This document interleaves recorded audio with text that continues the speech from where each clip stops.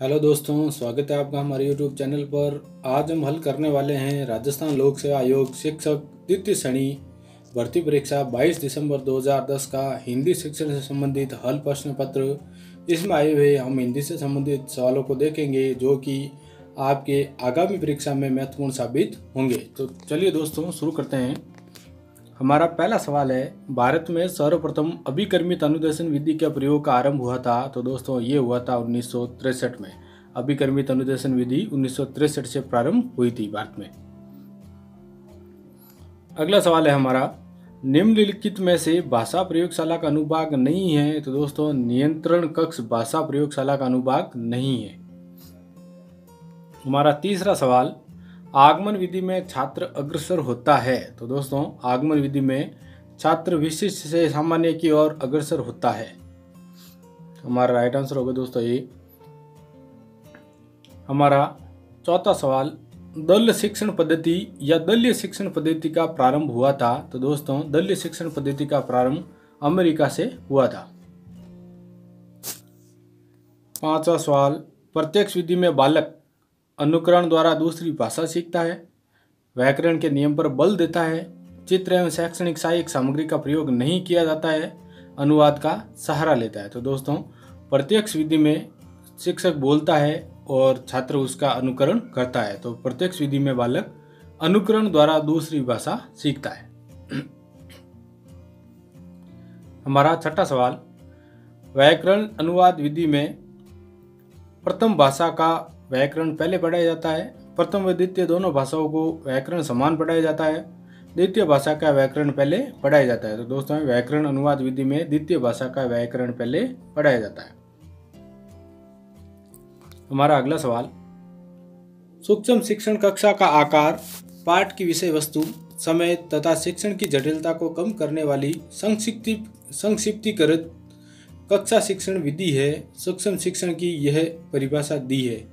दोस्तों ये सूक्ष्म शिक्षण की माइक्रो टीचिंग की परिभाषा है और ये दी गई है एलन द्वारा।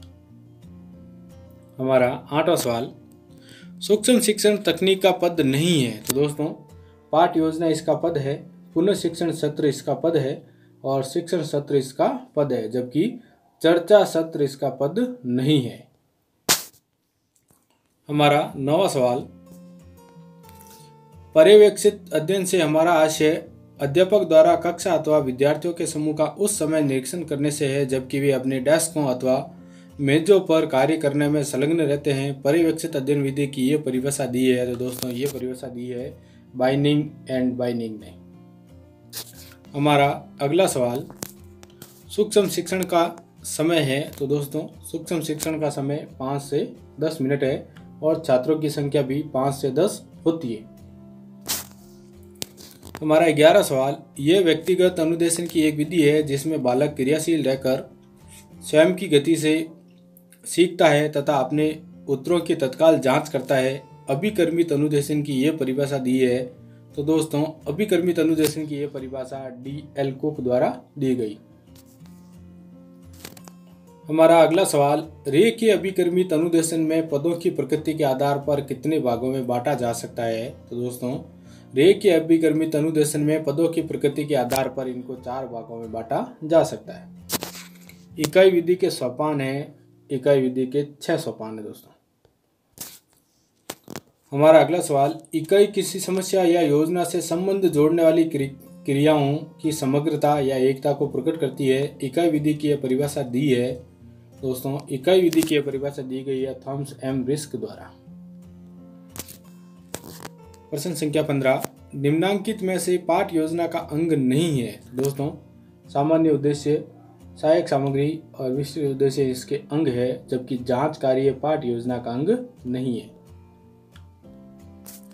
हमारा 16वां सवाल, शिक्षण व्यवस्था के सभी पदों के व्यवहारिक रूप का आलेखी पाठ योजना है। शिक्षण व्यवस्था के सभी पक्षों के व्यवहारिक रूप का आलेखी पाठ योजना है। पाठ योजना की परिभाषा दी गई थी डेविड द्वारा।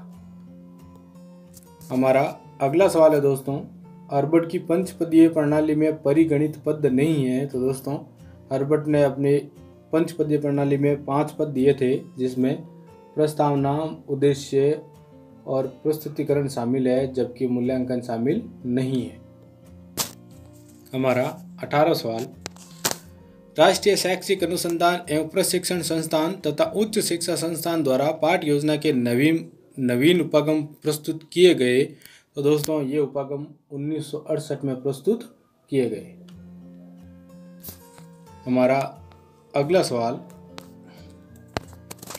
पाठ योजना के विशिष्ट उद्देश्य में शिक्षण के पक्ष में सम्मिलित नहीं है। तो दोस्तों ज्ञान कराना, अभिव्यक्ति के विकास के आधार बनाना और चित्र बनाना ये विशिष्ट उद्देश्य में शामिल है, जबकि अर्थ ग्रहण करना ये विशिष्ट उद्देश्य में शामिल नहीं है।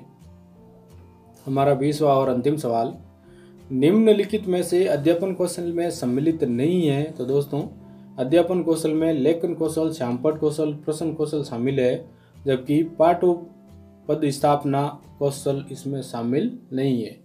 तो दोस्तों ये थे हमारे द्वितीय श्रेणी शिक्षक भर्ती परीक्षा में आए हुए महत्वपूर्ण सवाल, जो कि हिंदी शिक्षण से संबंधित थे। आशा करते हैं आपके आगामी भर्ती परीक्षाओं में ये सवाल उपयोगी साबित होंगे। ऐसे ही देखते रहिए हमारा चैनल, और अभी तक आपने हमारा चैनल सब्सक्राइब नहीं किया है तो प्लीज़ शेयर, लाइक और सब्सक्राइब करना ना भूलें। धन्यवाद।